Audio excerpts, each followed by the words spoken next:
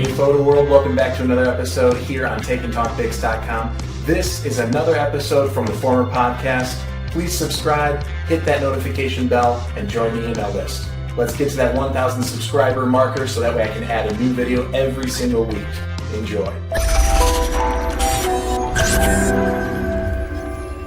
Welcome Photo World to Take and Talk Pics. This is episode 10.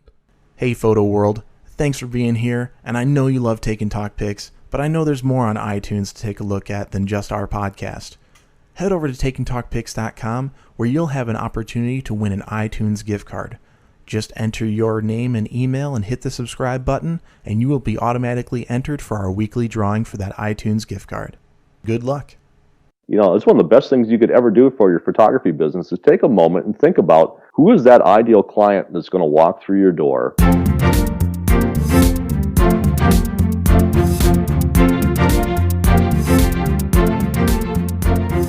Today's featured guest is Michael Mowbray.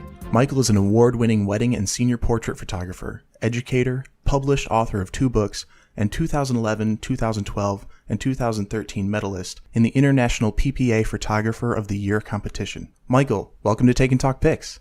Hey, I'm really glad. Sorry. Go ahead. I stepped right on you. Jump into it. No, that's what we want. Just that introduction. Give us an overview of your business. Let us know who you are. Well, I own Beautiful Portraits by Michael. That's in DeForest, Wisconsin. It's a little suburb just right outside Madison, so Madison's primarily my market. As you said, weddings are a big part of my business. High school seniors are a big part of my business. I'm a bit more of what I would call a generalist because I like to photograph a lot of different things rather than focusing on just one. So I photograph families, I photograph children, I photograph newborns, photograph commercial, I do headshots, and I'm happy doing all that stuff. Now, the stuff that makes me the most happy is would be weddings and high school seniors, but I'm happy doing it all. Yeah, I feel similarly. My focus is weddings. Got to be a jack of all trades these days. They'll tell you, you're spreading yourself too thin, don't do that, niche down, find your market. But it's like, I kind of like the mix. I kind of like the option to have other things to photograph and be a part of, so... I like running around with my hair on fire, and that's why I don't have much hair left.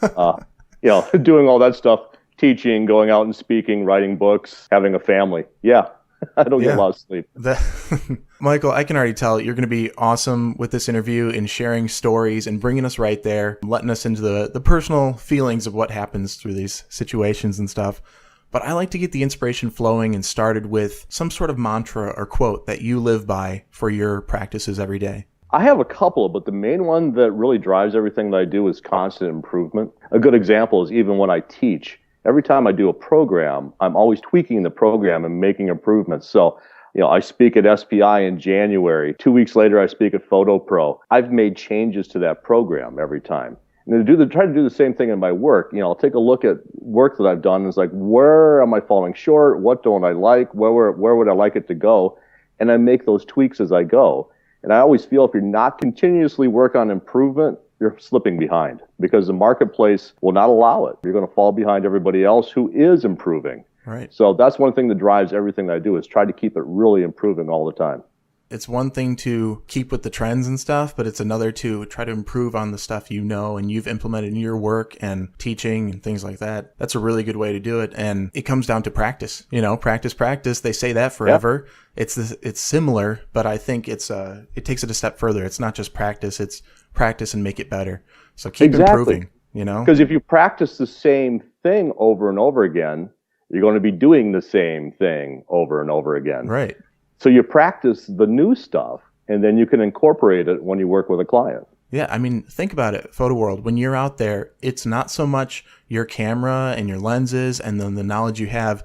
It's the toolbox of everything, all the knowledge you've acquired, and then knowing when to use it, knowing how to use it. This might be the time where you take that risk and see if this is going to work and try it, and it's worth it. Keep improving. Take that step. Yeah, you have to take those risks. Otherwise, you missed an opportunity. Michael, what sparked your interest in photography, at least enough to take it on as a career?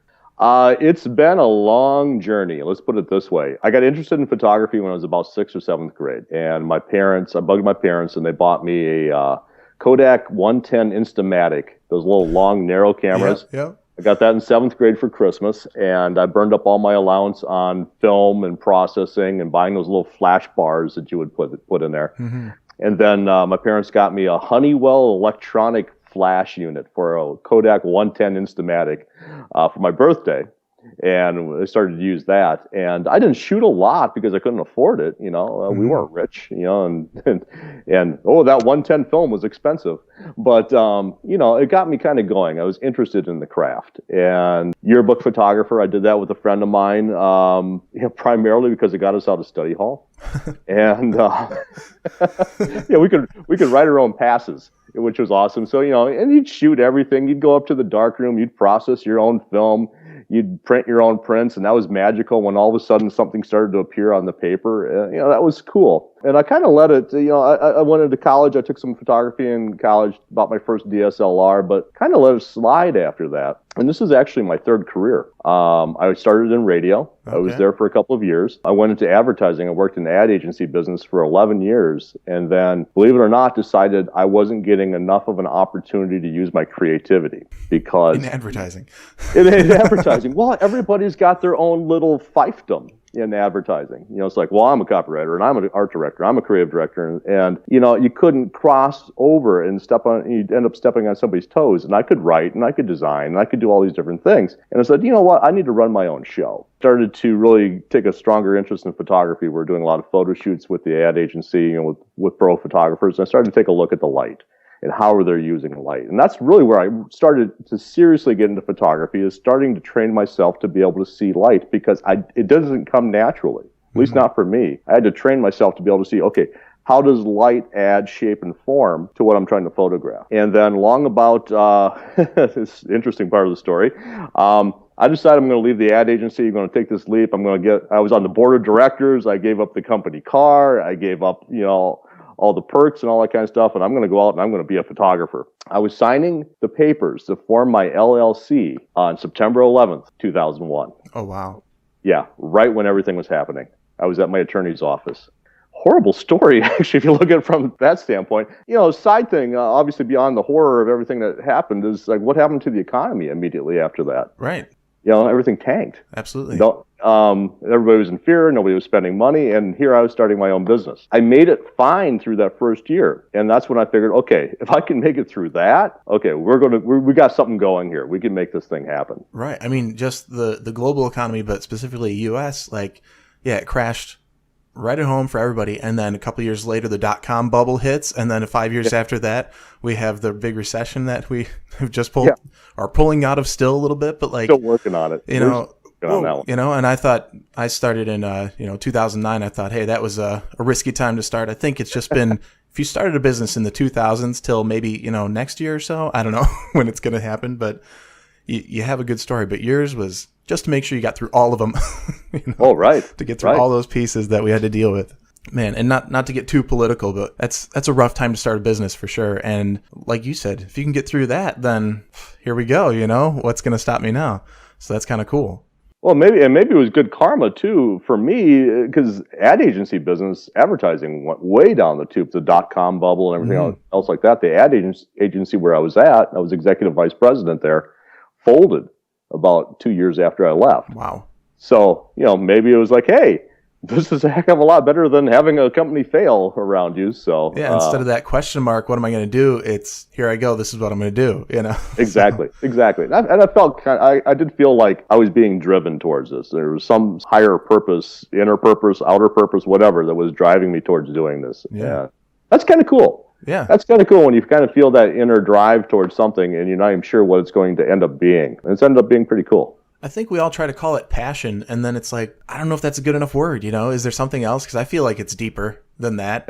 Exactly. So, but it's a good feeling. I like it. So, very good. And I hope Photo World, you're feeling that too.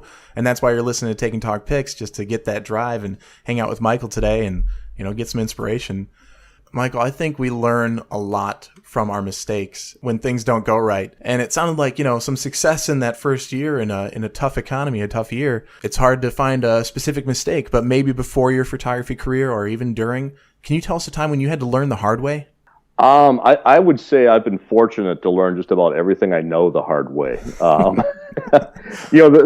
Fortunate in the way that I've never had any, at least that I am aware of, any major mistakes that just were just killers. They've all been, I was so stupid. Why didn't I know this? And this is all part of the whole continuous improvement. I'm also big into education, so I'm always trying to educate myself. And it's like, I do something wrong. I realize it, and I try to find out what the answer is. And it's easier now because you can Google things. We're connected with each other as photographers, and it's like, what the heck was I thinking? How do you do this? And somebody can tell you. So I've really learned just about everything the hard way.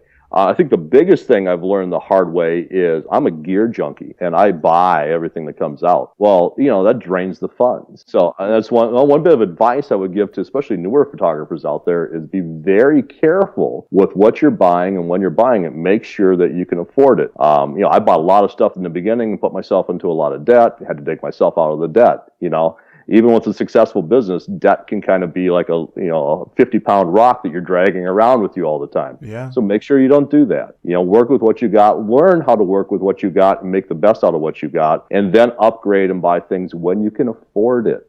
Like you said, just understanding light and seeing light. You said this earlier, and actually your books are geared towards that. The Speedlight Studio, Yes. That's going to be all about light and mobile light for sure. When it comes down to it, it's like I always tell my students, if you want to improve your camera gear and you want to upgrade your camera body, don't upgrade your camera body, upgrade your light, and that will already upgrade your camera body. So, it took me years to find and see light in a certain way too. Once it was like, okay, I had a Nikon D300. It was a nice, powerful camera. I really liked it. Then once I started bringing a studio light with me on location, I was like, this camera's amazing. And it's like, no, it's not. It just has the light now. So every camera's amazing when you have the light. So, well, exactly. Exactly. You know how to use the light. Right. And I've spent tens of thousands of dollars on digital cameras. I bought Canon's first Canon branded, Canon only digital camera. It was a D30, not the 30D, the D30. The D30 was a 3 megapixel camera. It cost me $2,700. Oh my gosh. Okay. It had 3 focus points in it. And I'm trying to remember, I don't even know if the focus points lit up. So you're just like, I think it's going to use this one. That to the D60, to the 10D. I skipped the 20D and went into the 1 series. So 1D Mark IIs, 1DS Mark IIs, 5D Mark II, 5D Mark III is where I'm at. You think of all that money spent on cameras. Right. What are those old cameras worth? Nothing. What can you get for I've got a couple of 10Ds in my closet. What can you get for them? $100? Not even? If you're lucky, yeah. Yeah. Okay, if I would have bought, and I did, I bought a 70 to 200 2.8 IS when it came out. Okay, how much has that devalued? $100, $200, Yeah, if that. exactly. Photo world, invest in your glass because exactly, it's so worth it. It's going to improve your gear and it's going to outlast your cameras for sure. So, absolutely, put the money in the glass. The failing all the time, I like that. Photo world, if you remember or haven't listened, go back to interview 1, actually episode 1. And the quote was, always fail until you find something that works, Right. And then work with that. And then keep failing until you find something that works. So it's a really good way to learn. If you want to go learn something, fail. A good friend of mine has said over and over, and I don't think this was him. I don't know where he got it from. If you're not failing, then you're obviously not trying. Yeah. You're not pushing yourself. Yeah, and there are so many quotes and ideas and, just mantras to live by that have to do with learning from failure. So I love that you brought it up in the way you did and just reminding us about it. So thank you. Michael, what would you consider the most important practice of your photography? What piece from your workflow is most important? Well, it's been said a bajillion times, get it right in the camera. Yes. Here's the deal. We make money in this business when we're behind the camera and when we're in front of clients selling them our products. We do not make money when we're sitting in front of the computer editing things. It's really hard to justify the cost and the time there. Mm-hmm. So use proper lighting. Meter the light if you can. If you're doing TTL stuff, and I do a lot of TTL stuff, understand TTL and how it works so you can nail the TTL the first time and get the light right. I see too many newer photographers who are putting themselves into a backlit situation and not augmenting with reflector or augmenting with flash or whatever else, and then spending a lot of time in Photoshop editing in light, editing in fill light. And it's like, well, how about you create some fill light? Or if you don't have that, take them someplace where there's better light. Learn Right. how to find the light. Learn how to see the light and find the light if you're going to use natural light. But to spend all the time editing every image, holy cow, that's a lot of time wasted. And seeing light in itself is almost laughable. You'd feel like, it's one of the first things we encounter. It's all around us, and images do not exist without it. So it's like you'd think we'd have a better handle of it, but it does take years, and it takes study, and it takes understanding and watching and looking and, understanding diffusion and direction. And inverse square law is my best friend. I swear. I love it. I need a little less. Okay, pull back, that's all. Don't turn it down. Don't deal with that. Just step back. And sometimes you don't have to move it that far. It's like move it a foot. It's like, oh, I just lost a stop. Yay. So, it's just know your gear, know your light, and then know how to do something with it. So, I love it. I really resonate with this conversation for sure. I'm a light nut. I just love location lighting and taking it to another level. But getting right in camera, just go do it, please. There's a time and place for crazy edit in Lightroom to have that HDR effect. That's okay, but not for every shot. Don't rely on that being the answer for having some range. Just get it right in camera so you can do whatever you want later if you choose. You're right. We say it's bundled into the price, the processing of images, but is it really? I mean, I don't know. It's like, it's there because it has to be. I can't sit there and tell you what it's going to cost per hour. But you're right. We don't get paid for those hours. We don't get paid by the hour there. It's by the job and whatever that entails. You can spend that time. You can spend that time photographing somebody else, or equally important, if you're making enough money doing what you're doing, you can spend that time with your family. Right. Rather than being in front of your computer all night, every night. I hear a lot of photographers bemoaning, "I was up till 2:00 in the morning editing the session." It's like, why? I shot a 3-hour senior session. It took me 45 minutes to pick out what I wanted, process them, and prep them for the viewing session. It didn't take me 3 hours to edit it. Right. So something's wrong there. Well, just based on what you just said, I feel like there's a missed gap that a lot of people have. You spent 3 hours shooting. It doesn't mean you're going to use every image. You're just getting to the images you want to present. You're getting to the images that really capture that senior, that really display their talents and their interests and makes it about them. So maybe you're only pulling out an hour's worth of images from that time. And that's correct. That's all right, So that's why you're just going through it. You already saw it. You already got it in camera. So go through it, a little brightness there, you're done, or whatever it is. Exactly. So, oh man, this guy's awesome. Photo World, listen twice. This is great. Michael knows what's up. Get his books. He obviously knows what's up. Yes, get my books. Michael, we have a wide range of photographers listening. Can you share with Photo World one thing that you think would lead to growth and success in their business? Well, we're on this topic so far, but always be open to learning. Always learn about stuff. Learn about lighting. Learn about posing. Learn about marketing in business. I've said this. Many other people have said this. You can be successful in this business by being a mediocre photographer, and I don't advocate for that. Be as good as you can, but you could be a mediocre photographer and an absolute wonderful business and marketing person, and you'll make really good money in this business. You could be one of the best photographers in the country and suck at business and marketing, and you may starve. I would say, learn both, because if you could be like one of the best lighting and photographers out there and no marketing business, you're going to succeed wonderfully. Look at a guy like Ben Shirk. Ben Shirk's doing extremely well in Wilton, Iowa. He's one of the best photographers in the country, and he's a brilliant business person as well. I really like that because it's true, and I think I've seen it too, where they're okay, but they know how to do business. They know how to get out there in front of people and network. You can have some subpar people really succeeding because they can get in front of people the right way. They know how to sell. They know how to market. Really, not just photography, but any business. If you look into the business and how their business plan works and their practices and then the difference in success, it really does come down to the business plan, which has a lot of advertising, a lot of marketing, a lot of sales teams that know what's up. And time and effort spent in the right areas of the business, in the right areas of marketing, not just throwing money at ads everywhere else. Absolutely. Having a real focus to what you're doing and knowing your clients. Who is your ideal client? It's one of the best things you could ever do for your photography business is take a moment and think about who is that ideal client that's going to walk through your door? What does she look like? And I say she because, 80-90% of photography business decisions or purchasing decisions are made by women. So what does she look like? How old is she? Where does she live? What kind of car does she drive? Where does she eat dinner? Right. All those kind of things. Get into what drives them, who they really are. Find other people like that and find out how to talk to them and what's the best way of talking to them. If you haven't done that, do that today. Right. Do that tomorrow. Don't wait 2 days. Figure out who that is, and then you can tailor everything you do towards that person. You're going to be much more successful. A really good way of looking at it. And where I come from, we call that building your avatar.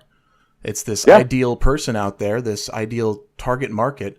And if there was only one out there with all the perfect response to your talents, your sales approach, your marketing, who's going to respond to that? Define that person, because they do exist, and there are tenfold or even more than, of who that market applies to. And then as you're going through it, your audience, your market, your clientele will kind of help shape your avatar as you move forward of who you really target.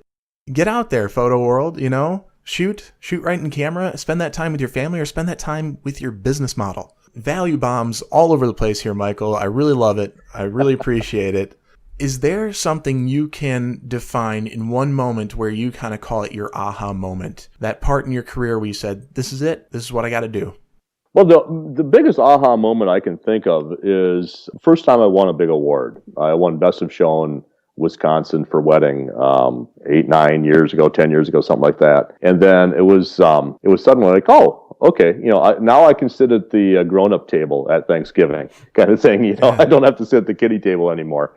Awards are nice. They take up space in the wall and whatever else like that. But it just felt like, okay, now my peers are also seeing the same thing my clients are seeing, judging it to be of a quality that is outstanding, right, or whatever. It's like, okay, that's cool. I kind of like that, because up until that point, I was like, awards or whatever, blah, blah, blah, blah, blah. And then you start to win some, and it's like, oh, awards are cool. I really like awards. Can I get some more awards, please?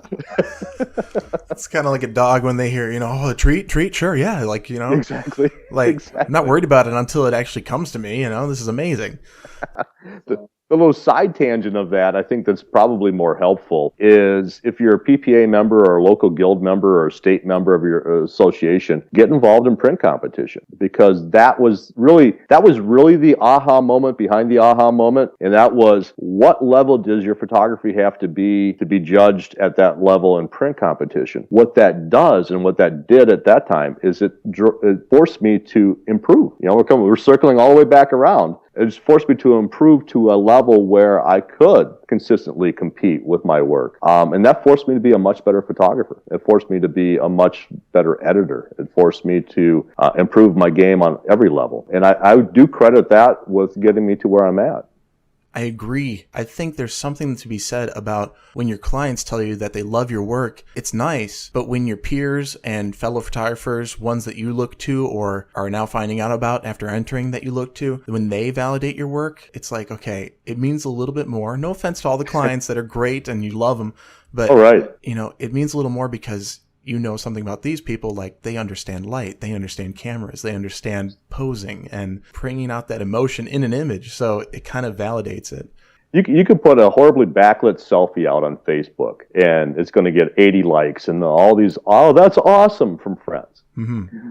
You put something out there and like a Richard Sturdivant says, dude, I love this. Okay, that means a little bit more, Yeah. It just does.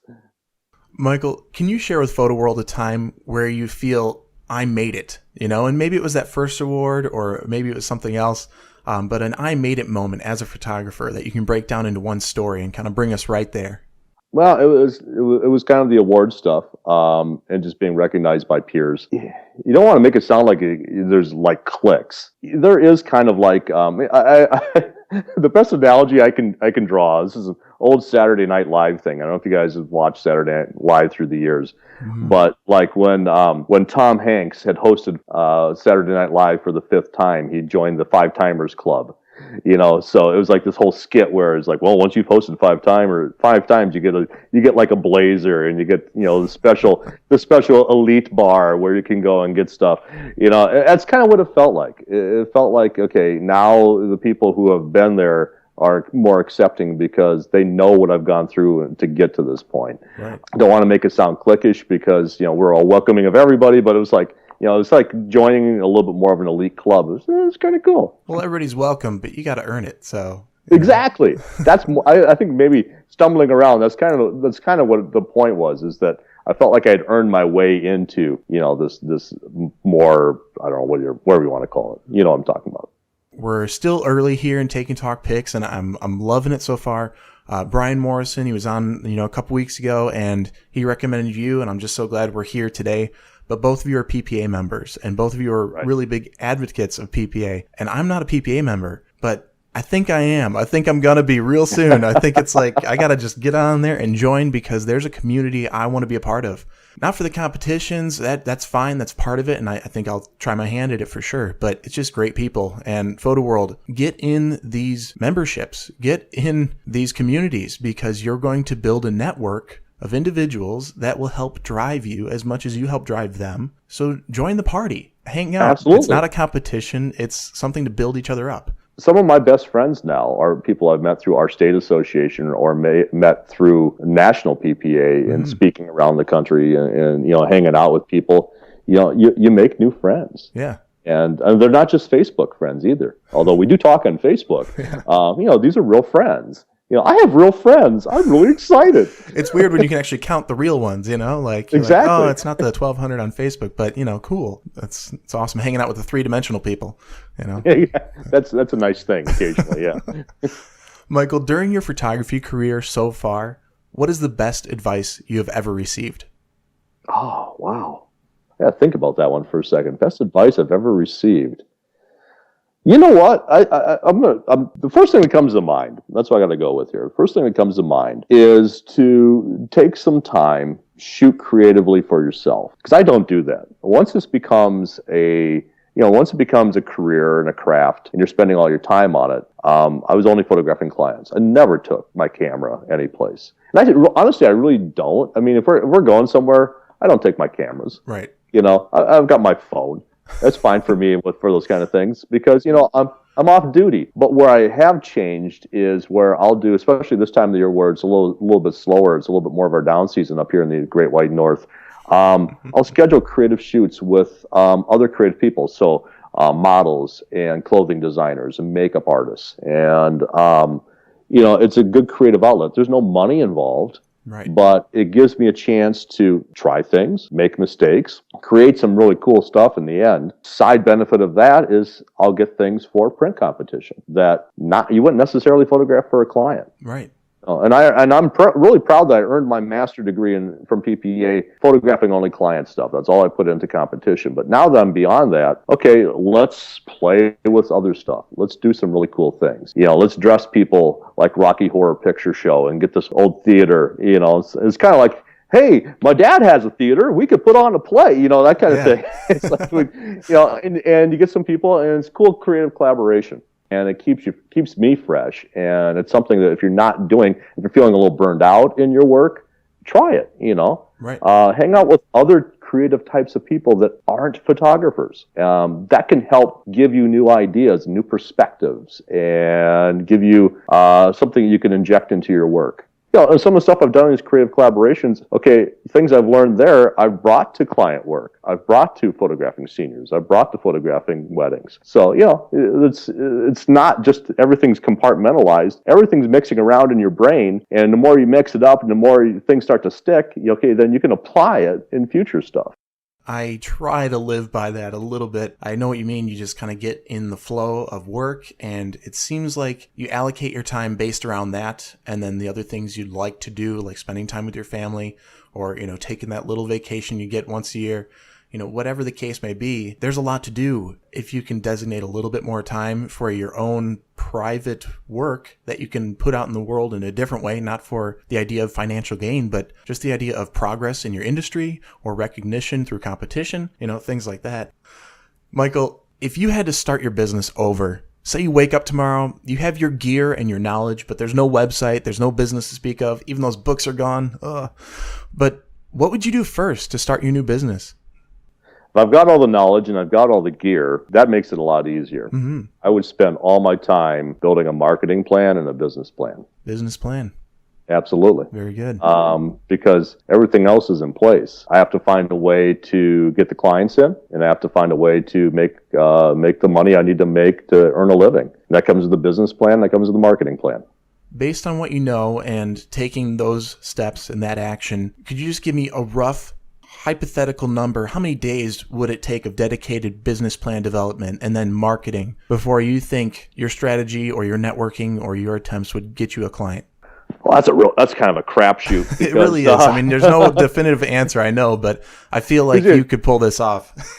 in some ways, heck, part of the marketing plan may be I need to show some clientele. So for the next 10 people who Facebook message me, I'm going to do a free session. This is a one-time and a one-time only offer, and that's to build a referral network. Right. So it could be an hour. Yeah. You know what I mean? So it all depends on how you're going to approach it. And that might possibly be one of the first things I would do, because I would want to get some people in to experience, and that's a big part we haven't even talked about today, is the experience of the whole session, the whole experience of the business. Right. To get in and experience and then build referral network off of them, that's going to be one of the quickest ways to drive business in here. That would be a key part of a marketing plan. Photo World, this is one of the rare instances when I throw out a question that I didn't prep my interviewee with at all, and he came back with an answer that you guys should take with you forever. He said, an hour. Get out there and just do it. And there's a great book, there's a great title, and a great quote I live by. Do the work. Just go do it. And you could turn profits, you could turn clientele, you could turn your business around in a day if you just commit to it. And I hope that this podcast is inspiring you to do so. I hope that hanging out with me and Michael today is getting you a little charged up to go make some changes and make things happen. Maybe there's a few resources you need. We'll have some in the show notes page. Michael's 2 books there, his websites, and social links, and we'll get to a couple of those in a second. But Michael, do you have an app or internet resource that Photo World could also benefit from using? Well, you've got my photography education site, and that is www.michaelmowbray.com, and you'll probably put a link to that in the notes. Absolutely. And that's purely by me for photographers. It's not about, I don't drive clients through there. I've got my own client site. My client site is beautifulportraits.com. Helps you if you've been around for a while. I actually got that URL in 1998. So apps, there's a ton of apps out there, and I've actually been toying around with developing an app, but I can't let that cat out of the bag yet. It's still floating around in the head. Good. Not to pimp my books too hard, but man, I think my books are really helpful. The first one's Shoot to Thrill, and that is both are published by Amherst Media. You can find them at Amazon. They're available for Kindle and Nook and for iBooks. As well, if you like the electronic version. You can get them at Barnes & Noble, too. First one, Shoot to Thrill. It's 60 portraits. And my publisher describes it as 60 world-class portraits. I'm like, I don't know. I think there's 60 really cool portraits that are broken down creatively and technically. It's just a couple pages per portrait, so it just kind of breaks it down. It's, here's how this happened. Here's the situation. Here's the technical of it. Here's what I was thinking. Here's how I solved this challenge. Here's the end product. Right. So it's really cool. You can just take it a bite at a time and use it and go out and maybe do something very similar. The second follow-up book is more comprehensive. It's the Speedlight Studio. It's, if you're going to start today and you want to set up a studio and have it Speedlight based, how could you use Speedlights to do everything for you? And I'm 99.9% Speedlight based.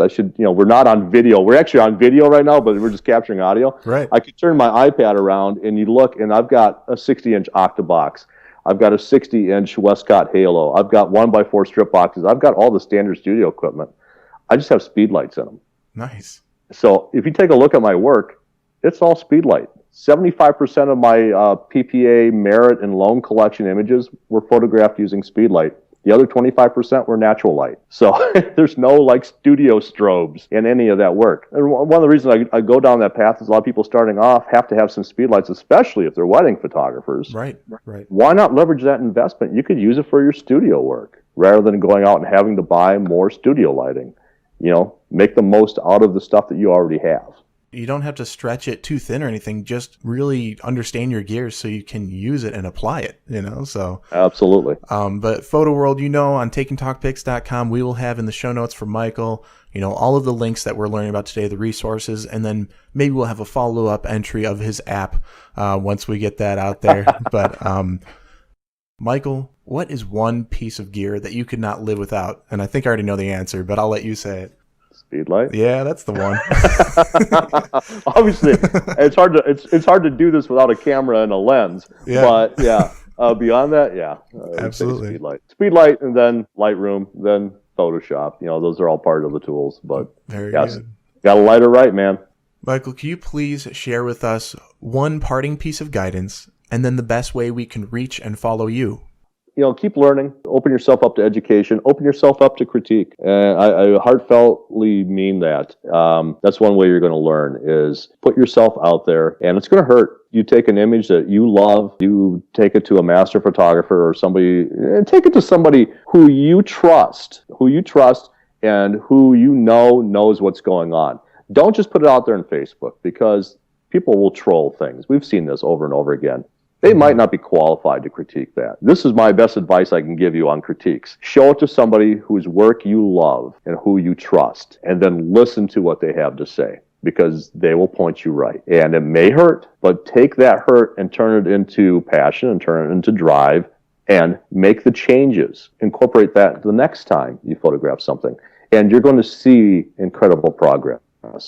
If you just sit there in a cocoon and think that all my work is great, maybe it is, maybe it's not, but it's not changing if you do that. You're not putting yourself out there, you're not taking the risks, and get some of that feedback that you can help learn from and incorporate in your future work. Very good. What way can we see your work and follow you, or keep up on what you're doing? You can friend me on Facebook. You can follow my tweets. You can follow me on Google+. Does anybody do that?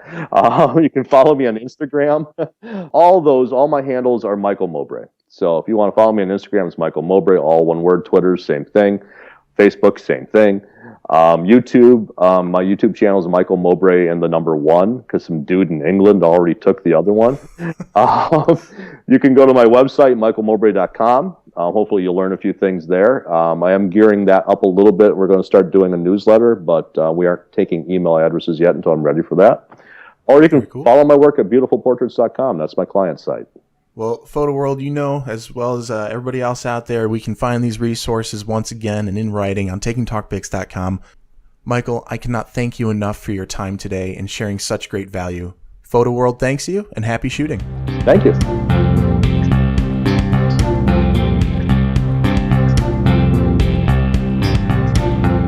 Hey Photo World, are you loving Take and Talk Pics? Maybe you are starting out or wanting to refine your skills in a new area of your photography. Like I say on the show, we are always learning, and that learning doesn't have to stop. At the College of DuPage, their photography program is amazing. I should know. I'm a former student, and now I'm an instructor at the school. Visit cod.edu/photo for more information on their program. Not local to the Chicago area? That's okay. The College of DuPage photography program is now offering online courses. Just check the course catalog for what fits your schedule. Again, that's cod.edu/photo for more information.